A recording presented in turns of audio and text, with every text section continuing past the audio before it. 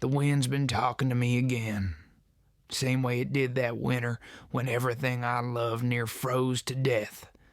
I was a single father back then, trying to keep two little souls alive on a patch of land too tired to grow much but dust. Folks said Timber Ridge was a kind town, but kindness fades quick when grief stays too long. My name's Levi Dawson, and this is the story of the woman who walked through a blizzard and found the part of me I thought I buried beside my wife that February morning. Snow was falling sideways, fine as sifted flour. I'd hitched the team to haul feed from town, but the wind cut meaner than a blade. When I rode past the mercantile, I saw her, small, stubborn thing in a gray coat, fighting the gusts like she had something worth fighting for. Her name was Ruth Winslow, a widow like me. Folks whispered plenty about her, said she kept to herself, said her husband drank himself into the river 2 winters back. She didn't talk much, just nodded when I tipped my hat. But that day, I saw something different in her eyes, same kind of tired I carried in mine. Halfway home, the snow turned to white fire. Couldn't see my own reins. The wagon wheel hit a drift, snapped clean. By the time I unhitched the team, I heard a sound, soft, breaking through the storm. A woman calling my name. Levi, the children. I turned. There she was, struggling through the wind, her coat flapping, hair whipping like straw. Behind her, 2 little ones clung to her skirt. The bridge near Miller's Creek had given way. She'd been trying to lead them across the ice. I didn't think, just ran. The boy went under first.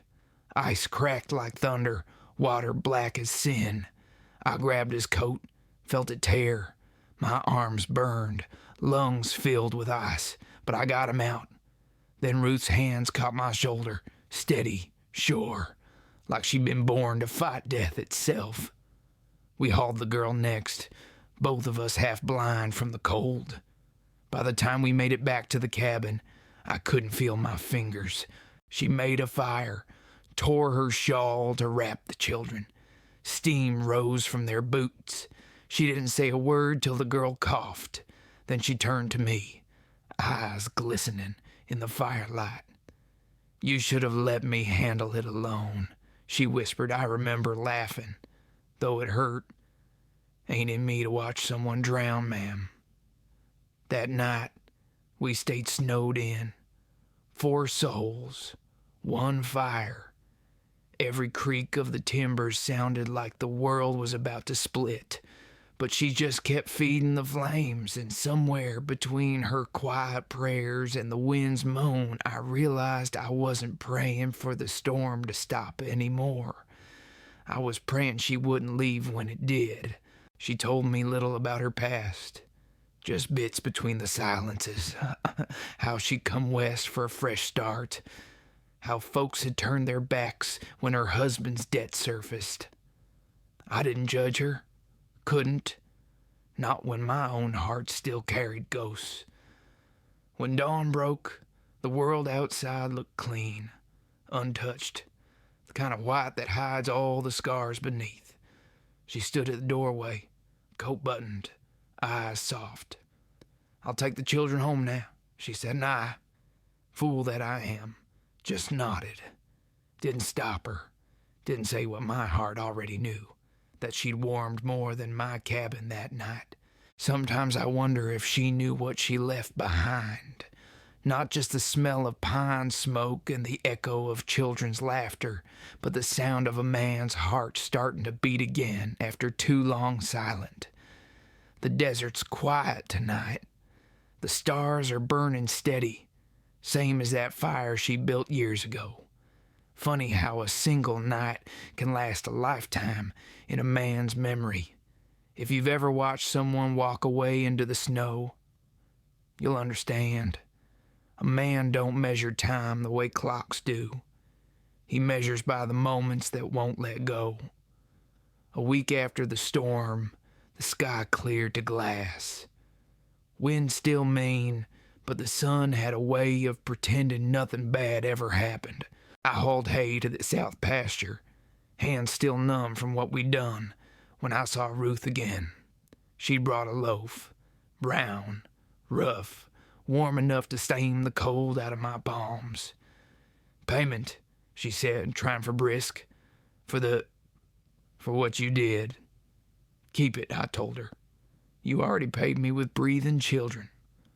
She didn't smile, not then, but her eyes moved past me to the barn, to the mare, heavy with foal. She knew horses.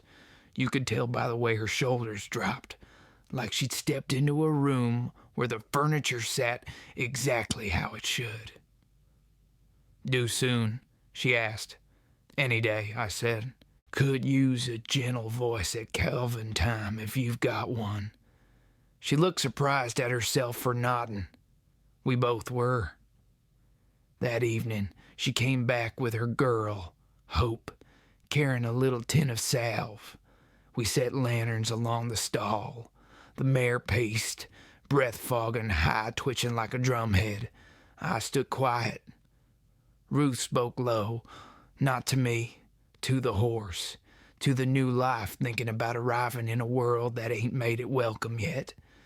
When the pain spiked and the mare fought, Ruth took my wrist. Her hand was small, strong. "Listen," she said, "steady. Don't rush her." I wanted to say, I've been rushing everything since the day my wife died. Running fence, running errands, running past the nursery door. But instead I breathed how Ruth breathed, slow, certain. In the end, the foal slid into the straw, like a warm star dropped from heaven. We rubbed him dry. We watched him stand on new legs, thin as broom handles, stubborn as any Dawson I ever knew. And Ruth smiled then, not big, not bright, just enough to tell me the world hadn't taken everything from her. Later, after we'd banked the lanterns, she lingered in the doorway of the barn. The wind played with her shawl. I almost said her name and let the darkness hold the rest, but she spoke first. I wasn't always like this. A pause. Closed doors. Short answers. "You don't owe me a history," I said. She shook her head. "I owe it to myself to say his name without trembling. Samuel. He was good when he was sober, and he was rarely sober near the end. Debts came. Friends vanished. Then winter took him. The river kept him until spring." The words sat there cold and honest. The kind of truth a town can't carry for you. "I'm sorry," I said. "It wasn't a thing to fix, just a truth to stand beside." She looked at me like I'd set down a heavy bucket and asked if her hands were tired too. "Your wife?" she asked. "Grace, we don't," I said. "Buried her up on the hill under the cottonwood. Child beside her. Little one never got to breathe more than a heartbeat." My voice scraped. "I promised I'd do things proper after that. Keep my head down. Live decent. Make no trouble. Proper can be a hard, lonely God," she whispered. The lantern caught her eyes and turned them the color of creek water after rain. I wanted to step forward. I didn't. I let the silence do the talking. We both heard the foal whispering to his mother, small sounds like a prayer answered in its sleep. The next Sunday, Timber Ridge went to church. We all did, out of habit, fear, or hope. Maybe all three. I walked in late, hat to my chest, and the pews were packed tight as a cattle car. There was one space beside Ruth. I felt the room look at me the way a room does when it wants a man to choose the safe thing. The preacher's voice filled the rafters. "Temptations walk this town," he said. "Decency must stand its ground." Ruth kept her eyes on her Bible like it was a door she could close from the inside. I stood there long enough to feel the boards under my boots argue about which way a man ought to lean. Then I slid into that empty place beside her.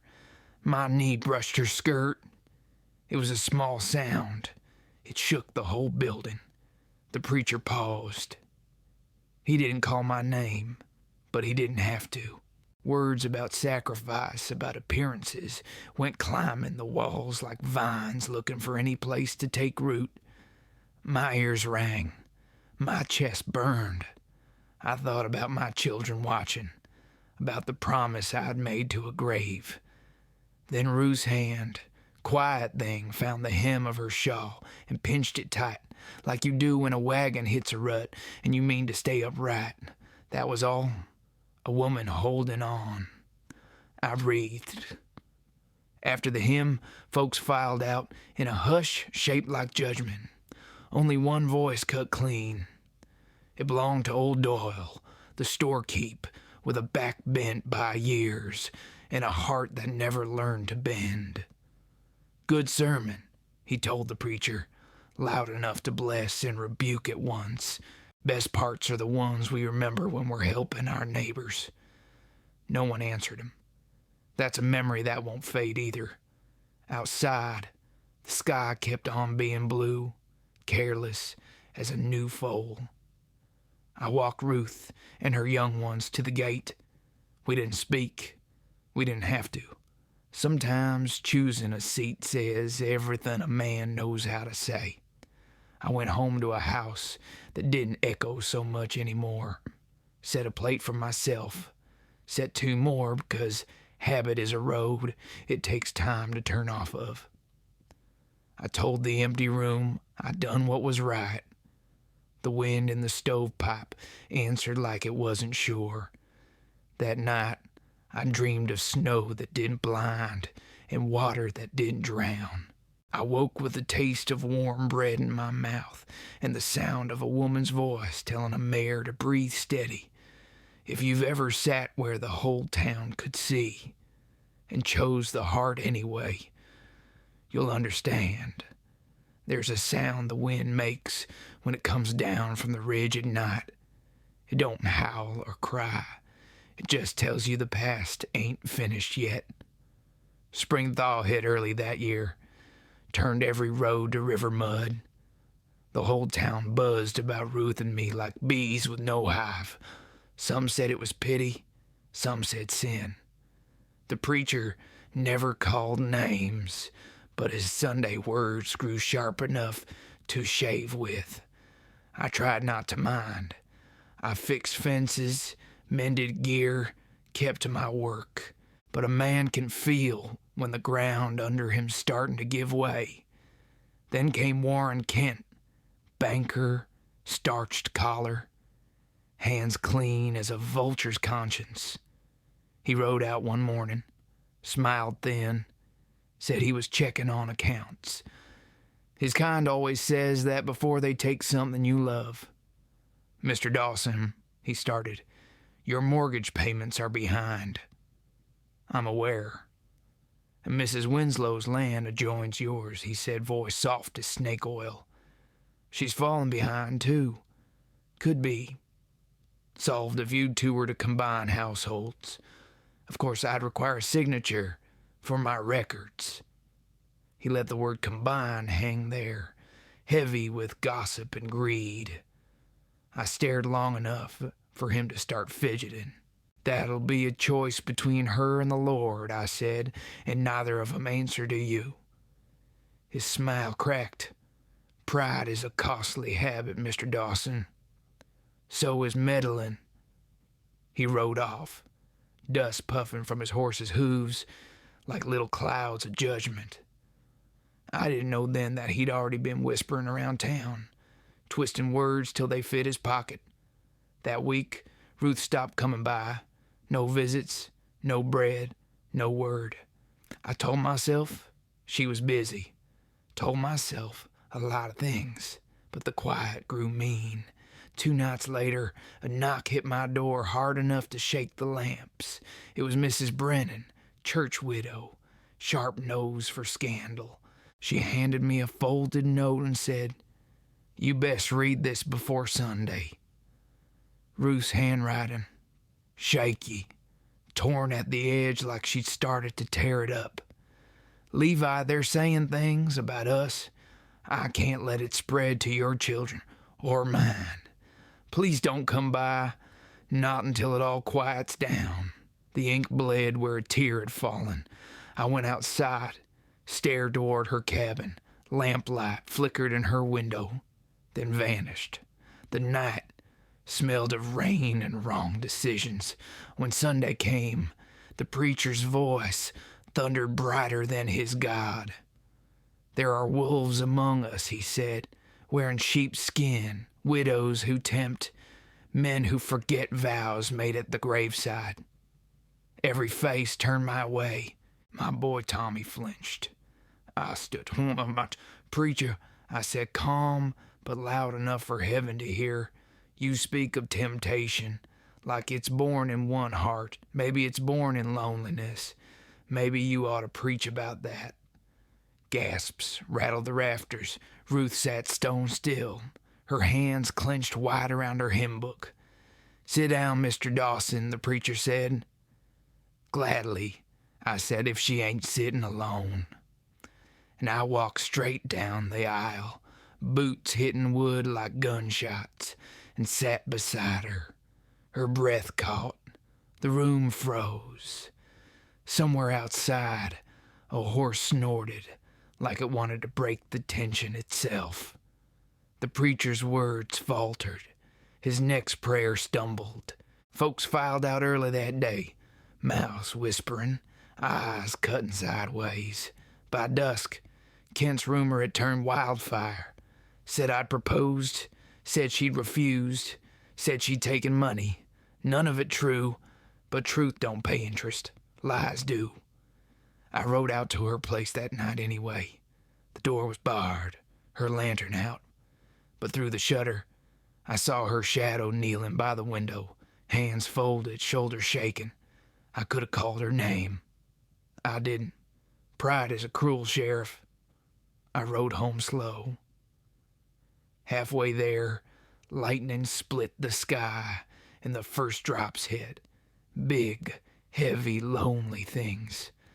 I stopped at the hill where Grace and our baby rested.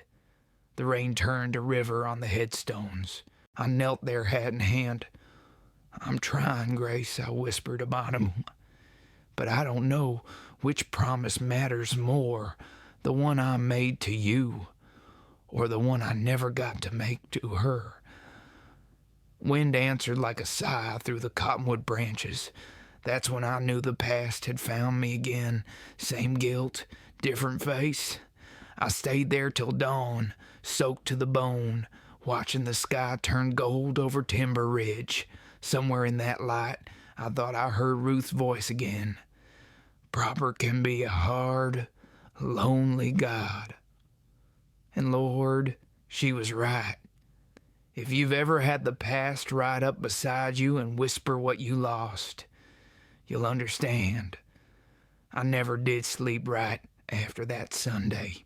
Ain't easy laying down when your name's been dragged through every porch in town. The kids felt it too. The hush when we walked into the store. The looks that lingered just long enough to bruise. I told them to keep their heads high. Truth always wins. But truth moves slow out here. Slower than gossip. Slower than guilt. A week later, Ruth's boy came running up the hill, breathing hard, eyes wild. "Mama's sick." "Nah, Ma," he said. "Won't get out of bed." I saddled up without thinking. The rain had washed the roads clean, left the world smelling like iron and memory. When I reached her cabin, her lamp burned low, the kind of light that already knows goodbye's coming. She was pale, hair damp with sweat, one hand clutching the letter. "You shouldn't be here," she whispered. "Neither should the fever," I said, "but here we both are." I laid a wet cloth on her head, fed the fire, kept the kids close. Night stretched thin. She drifted in and out, talking in half dreams. Samuel's name, mine, words about debts and forgiveness tangled like old wire. When dawn came, she blinked up at me and said, soft as a prayer, I didn't mean to believe the worst of you. I took her hand, and I didn't mean to give you reason to doubt. Her pulse was weak but steady. The fever broke by afternoon. She slept deep, peace finally crawling up her shoulders like a warm blanket. I sat there listening to the wind under the eaves, thinking how close I'd come to losing another chance I never dared to name. When she woke, she tried to apologize again. I stopped her. You owe me nothing, I said. We're both just trying to find our way through the same storm. We didn't talk much after that. We didn't need to. Sometimes silence can mend more than talk ever will. By the next Sunday, word had reached the banker's ears that Ruth still breathed, and I still stood. Kent came strutting into the town hall meeting, papers in hand, full of himself and law. He called it settling debts, but what he meant was owning folks. He slammed his papers on the table. This town's been turning soft, he said. Mercy don't pay bills. I'm calling in all owed amounts. Dawson, Winslow, and every man too proud to face his reckoning. The room went quiet, that kind of silence before a thunderclap. I stood slow. You already took enough, Kent. You took peace and good names and sleep from children that never owed you a thing. Ain't taking another acre. He laughed, mean and loud. You can't pay. No, I said, but maybe the town can remember who built its fences, who birthed its colts, who fed its widows when you were counting coins. Mrs. Brennan, of all people, rose from her chair. I remember, she said, and I've got $5 left from my late husband's pension. I'll put it toward whatever keeps Ruth Winslow's roof standing. Then old Doyle. Add mine. Then the preacher, eyes wet, voice cracked, set his Bible down and said, The Lord judges hearts, not ledgers. It spread like wildfire the other way this time. Mercy instead of malice. Kent's face went pale. He stammered something about procedures, but nobody heard. When it was over, the papers lay torn across the floor like shed snakeskin. Ruth stood at the back of the hall, her shawl drawn tight, tears she didn't bother to hide. We walked out together into the sun. The street was full of dust and new breath. She stopped halfway to her gate, turned to me. I thought I lost my faith in people, she said. Maybe you just needed to meet the right ones, I told her. That evening, the whole town gathered at her cabin, patching her fence, fixing shutters, laughing like they'd never whispered a cruel word. The sound of hammers and laughter mixed in the air like forgiveness itself. Later, when the stars came out, Ruth and I stood by the fence. The foal from winter now grazed close, taller, steadier. She looked at me and said, You should have stayed angry. I shook my head. Anger's easy. Staying kind. That's the hard part. Her hand brushed mine. It wasn't a grand thing, just quiet, sure, alive. I realized then, this wasn't about winning back a name or saving a farm. It was about learning how to ride back home into something worth living for. If you've ever stood in the wreckage and still found a reason to build again, you'll understand. Summer came slow that year, like the land itself was scared to trust the sun again. The river ran clear, fences held, and laughter, real laughter, found its way back to Timber Ridge. Ruth's cabin stood mended, her garden green and stubborn. My place sat just across the meadow, and between us stretched a path worn smooth by 2 pairs of boots and a handful of small feet. I remember the first morning I saw her there after all the noise had died down. She was hanging laundry, sleeves rolled up, humming to herself. The wind caught the cloth and her hair together, all white and gold in the light. She looked up, caught me watching, and for the first time in too many winters, I didn't look away. Breakfast on, she called those 2 words, plain as dirt, felt like a hymn. The preacher married us under the cottonwood, same tree where Grace rested. He read short, voice low. My boy stood beside me, chin high, proud in his 2 big boots. Ruth's girl tossed wildflowers from her apron, giggling when the petals caught in my hat. When the vows were said, Ruth reached up, brushed the tears off my beard, and whispered, You kept your promise. I smiled. Bah, had to make a new one to keep the old. That night, after the guests rode home and the stars took their places, we sat on the porch swing. The air smelled of sage and wood smoke. Crickets played a tune only the tired can danced to. She leaned her head on my shoulder and said, It's strange how peace can feel louder than pain. I nodded. Took me half a life to hear it, Ma. We didn't speak for a while after that. Words would have just gotten in the way. I think about those years often, the blizzard, the whispers, the town that forgot how to judge and remembered how to love. Folks still talk about that Sunday when the preacher's voice broke mid-sermon. They say that was the day Timber Ridge found its soul again. But to me it was smaller than that.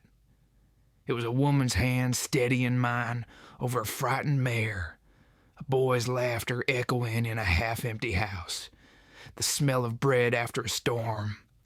Time's got a way of sanding down the edges, turning memories smooth. Still, there are nights when I wake to the sound of wind through the cottonwood and swear I can hear Grace's voice somewhere in it, soft, proud, saying, You done good, Levi. Sometimes Ruth wakes too. She'll reach across the quilt, find my hand and whisper, Still here? And I'll answer, Oh, still here. We've both learned the same truth, carved by time and loss and mercy. Love don't replace what's gone. It just grows around it, like grass around a stone. There's a jar on our mantel, 2 candles inside, burned low but not out. One for the ones we lost, one for the ones we found. Every Sunday evening, we light 'em both. Ruth says it keeps the house gentle. I reckon she's right. When folks pass through Timber Ridge now, they say the town feels different, quieter, kinder. Maybe that's just what happens when people remember that the hardest storms can make the clearest skies. I'm an old man now. My knees ache when the weather turns, and the porch swing groans same as I do. The kids are grown, the foal long since a stallion with a will of his own. Ruth still hums when she works, and I still stop what I'm doing to listen. The world moves fast these days, too fast for some hearts to keep up. But out here, under the wide western sky, time slows enough to let an old man breathe, remember, and be grateful. Now, some nights, I sit by the fire, hat in my lap, and tell the story again, to the wind, to the stars, to anyone still listening. Not 'cause I like remembering the hurt, but because every time I do, I remember the heal. And maybe love ain't about holding on. It's about learning to let go gentle. If you've ever watched the sun set over land you almost lost and felt peace settle where grief once lived, you'll understand.